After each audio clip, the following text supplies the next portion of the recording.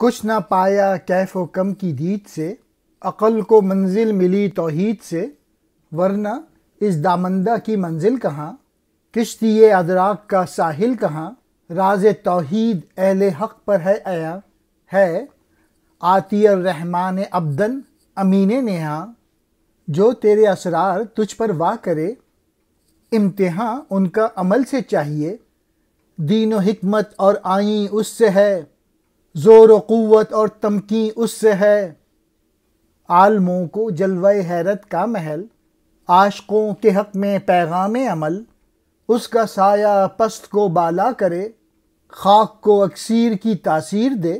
Message یہ ہے کہ اللہ تعالیٰ پر یقین کرو۔ یہ دنیا جو ہے یہ مادی ہے، انسان سامان جمع کرنے کے چکروں میں لگا ہوا ہے، اور اس کو جو منزل ملی وہ ملی توحید کی وجہ سے۔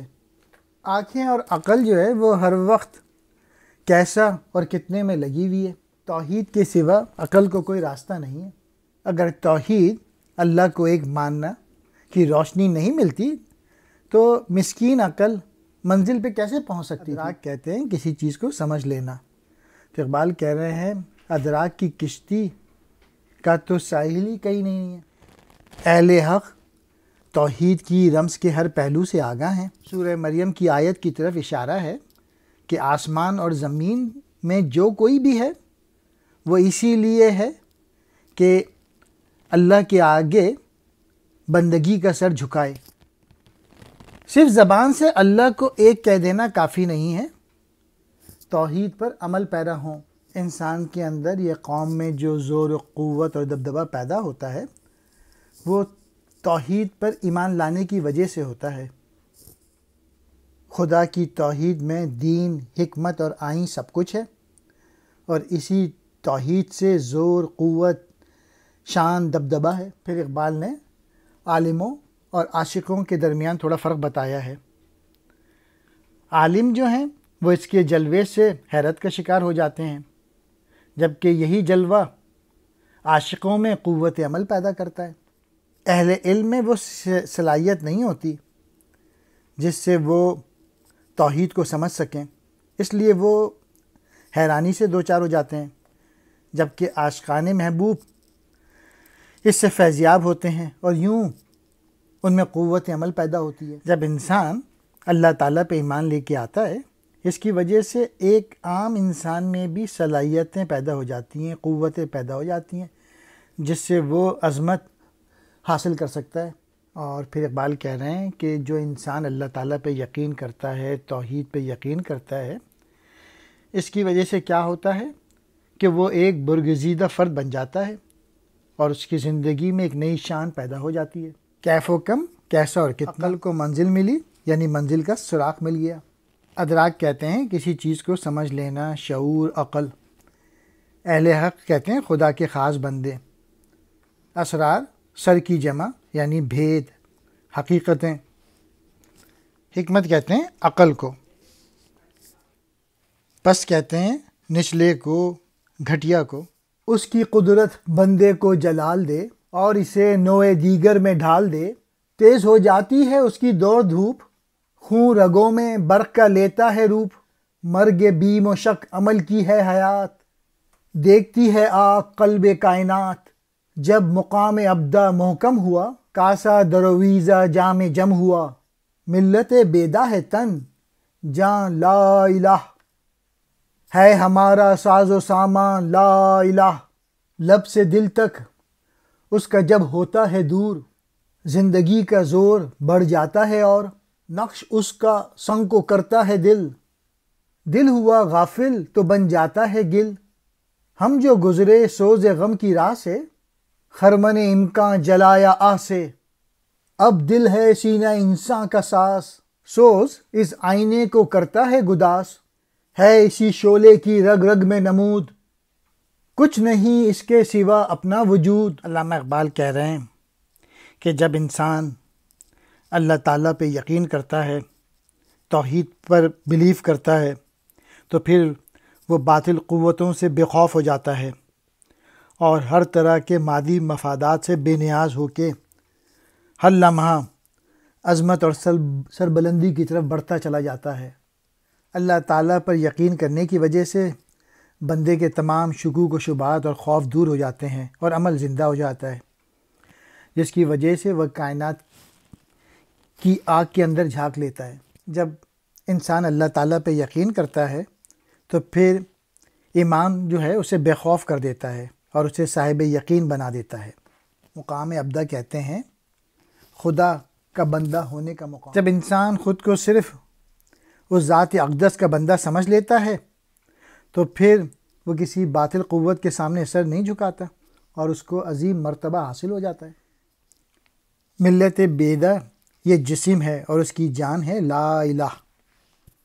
ہمارے ساز میں نغمہ آواز پیدا کرنے والا بھی لا الہ۔ ملت اسلامیہ کی بنیاد جو ہے وہ توحید پر ہے، اللہ کو ایک ماننے پر ہے۔ لا الہ ہمارے اسرار کا سرمایہ ہے اور اسی کی وجہ سے ہماری شیرازہ بندی ہے،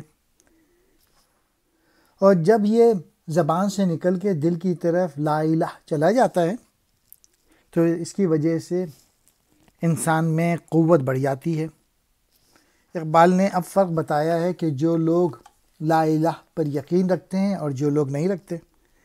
اگر پتھر بھی اس کو قبول کر لے تو وہ دل کی صورت اختیار کر لیتا ہے، اور اس کے برعکس، اس کے الٹا، اگر دل اس کی یاد میں نہ جلے تو وہ مٹی بن جاتا ہے ایسا دل۔ علامہ اقبال کہہ رہے ہیں جب ہم نے دل کو روشن کر لیا لا الہ سے تو پھر ہم نے امکان کا کھلیان جلا ڈالا، یعنی ہمارے دل منور ہو گئے کلمہ پڑھنے سے، اور ہمیں اس کے نتیجے میں وہ قوت حاصل ہوئی جس کی وجہ سے اس فانی دنیا کی ہماری نظروں میں کوئی قدر و قیمت نہیں رہی اور ہم اس دنیا پہ چھا گئے۔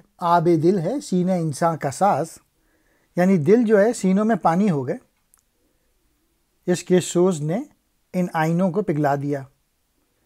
توحید کا جذبہ جب دل میں سما جائے تو اس میں خاص تب و تاب پیدا ہو جاتی ہے۔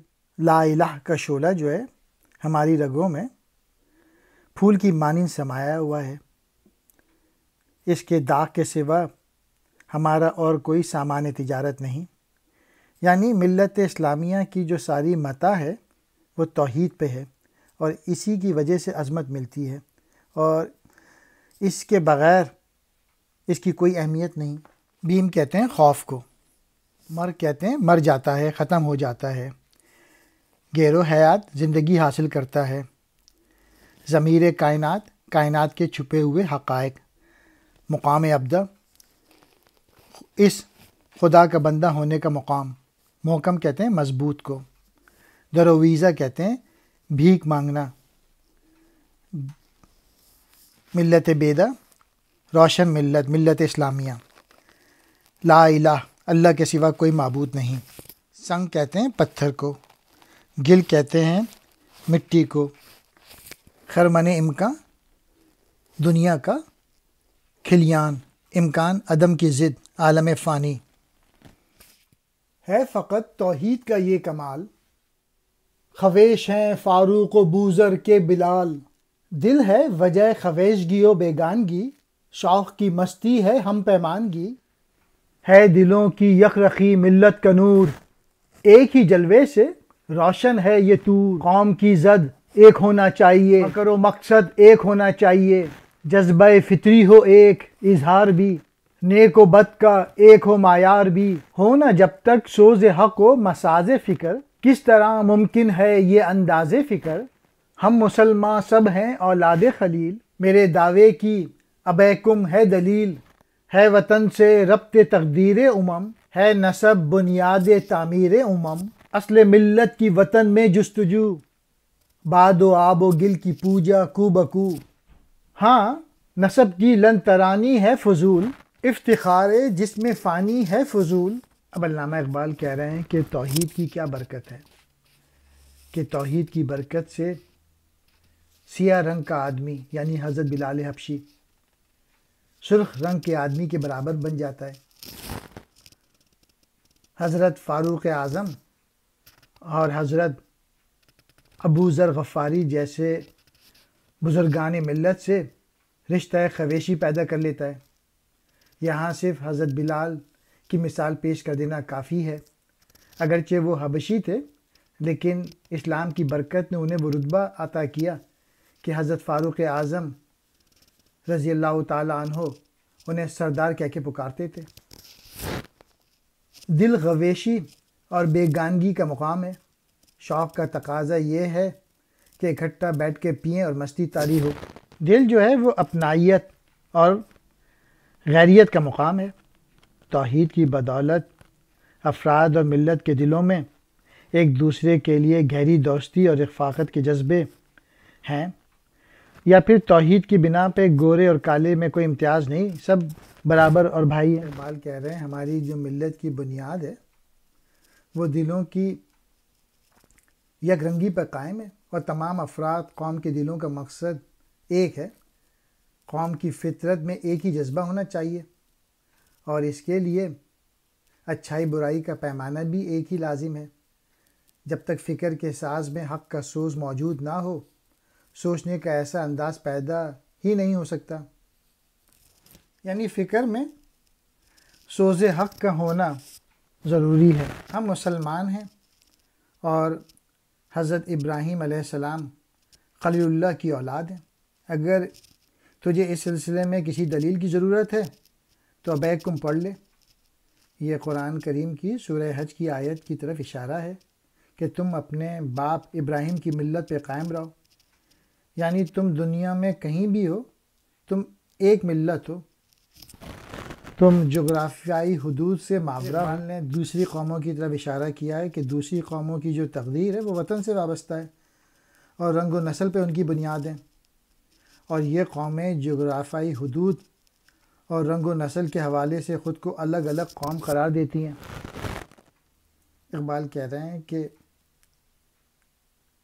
وطن جو ہے اگر جغرافیائی حدود پہ قائم ہے، اور اس کا کیا مطلب ہوا؟ اس کا مطلب یہ ہوا کہ ہوا اور آب گل یعنی مٹی کی پوجا کرنا ہے، اور یہ سب فضول اور بیکار قسم کی سوچ ہے۔ رنگ و نسل کی بنیاد پہ ناز کرنا یہ نادانی ہے، یہ اس لیے اس کا حکم یا تعلق تو جسم سے ہے، اور ظاہر ہے جسم ایک فانی شے ہے۔ خویشی کہتے ہیں اپنائیت کو، بیگانگی اجنبیت، غیر ہونا، پیمانگی مل بیٹھ کر پینا۔ خلیل حضرت ابراہیم جن کا لقب خلیل اللہ تھا۔ ابیکم تمہارا باپ، قرآنی آیت سورۃ الحج، تم اپنے باپ ابراہیم کی ملت پر قائم رہو۔ امم کہتے ہیں امت کو، امتیں قومیں، نسب کہتے ہیں رنگ و نسل، اصل ملت ملت کی بنیاد جڑ، باد و آب و گل، ہوا اور پانی اور مٹی، پرس اپنی ملت کی بنا ہے دوسری، اس بنا کی دل سے ہے وابستگی، ہم ہیں حاضر دل ہے غائب کا اسیر، سید عین و آن نہیں اپنا ضمیر، اپنا رشتہ رشتہ مستور ہے نظر لیکن نظر سے دور ہے تیر، خوش پیکان یک ملت ہے ہم، یک نما یک بین و یک نیت ہے ہم، مدعا اپنا مال اپنا ہے ایک، طرز و انداز خیال اپنا ہے ایک، نعمتوں سے اس کی ہم اخواں ہوئے، یک زباں و یک دل و یکجاں ہوئے۔ اقبال کہہ رہے ہیں ہماری قوم کی جو بنیاد ہے وہ دوسری ہے، یہ بنیاد ہمارے دلوں میں پوشیدہ ہے۔ ہم خود موجود ہیں، لیکن ہمارے دل نے اس ذات پاک سے وابستگی کر لی ہے جو انسان کی گرفت سے بہت بلند ہے، اور جسے قرآن کی اصطلاح میں غائب کہا گیا ہے۔ لہٰذا ہم ادھر ادھر کے تمام بندھنوں سے آزاد ہو گئے۔ پھر اقبال کہہ رہے ہیں کہ یہ جو ہمارے افراد و قوم کو جو رشتہ ہے وہ ایک دوسرے سے وابستہ کیے ہوئے ہے، اور یہ ایسا ہی ہے جیسے تاروں کے درمیان رشتہ موجود ہے۔ وہ موجود ہے لیکن نگاہ کی طرح ہماری نگاہوں سے گم ہے، یعنی جس طرح تاروں کے درمیان ایک کشش ہوتی ہے ہمیں نظر نہیں آتی، اسی طریقے سے ہمارے درمیان جو رشتہ ہے اگرچہ وہ نظر نہیں آتا مگر ہمارے دل اس میں بندھے ہوئے ہیں، یعنی مسلمان ملک، ان کے درمیان ایک رشتہ موجود ہے جو نظر نہیں آتا، اور وہ ہے دل کا رشتہ۔ جو ترکش ہوتا ہے، جو تیردان ہوتا ہے، اس میں تیر ہوتے ہیں۔ تو اقبال کہہ رہے ہیں ہم ایک ہی نظر آنے والے، ایک ہی طرح دیکھنے والے اور ایک ہی انداز کی سوچ رکھنے والے ہیں، یعنی ملت کو مذہب کے حوالے سے تیردان سے اور افراد کو اچھے تیر سے تشبیہ دی ہے۔ پھر اقبال کہہ رہے ہیں ہمارا جو مقصد ہے اور مال ہے وہ ایک ہی ہے، اور ہمارے جو خیال کا جو طرز و طریقہ ہے وہ بھی ایک ہی ہے، اور یہ وہ باتیں ہیں جو ملت کی عظمت کی دلیل ہیں۔ ہم اس کی برکتوں سے بھائی بھائی بن گئے اور یک زباں، یک دل اور یک جان ہو گئے، اور ملت اسلامیہ سے وابستگی کی بنا پہ ہم میں یہ خوبیاں پیدا ہوئیں۔ خوش پیکاں نوک والا، یک نما ایک ہی نظر آتے ہیں، یک بین ایک ہی دیکھنے والے، یک زباں ایک زباں